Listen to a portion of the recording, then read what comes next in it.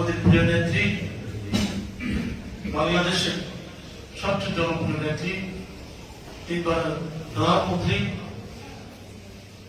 গণতন্ত্রের মাতা, দেশনেত্রী বেগম খালেদা জিয়া অসুস্থ হয়ে এবার হাসপাতালে ভর্তি আছেন।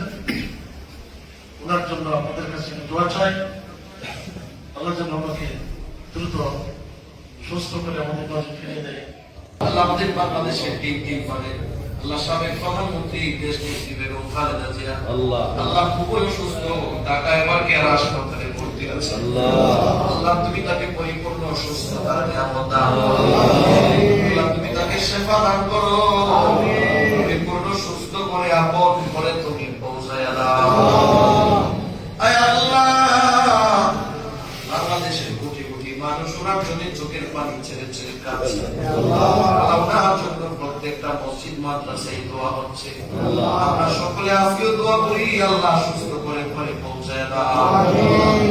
আল্লাহ আমাদের সকলকে দুনিয়া আখিরাতের কল্যাণ দাও।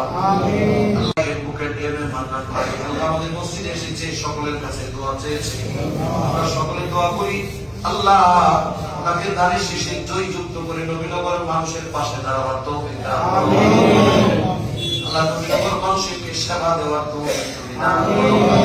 নবীনগরের অসমাপ্ত যতগুলি কাজ আছে সব কাজগুলি ওনার মাধ্যমে করার ব্যবস্থা করে দাও। আল্লাহ এই নিষ্ঠার সাথে কাজ করার মতো সেই ব্যবস্থা তুমি করে দাও। সুস্বাস্থ্য দান করো রব্বুল আলামিন। আমার দেশকে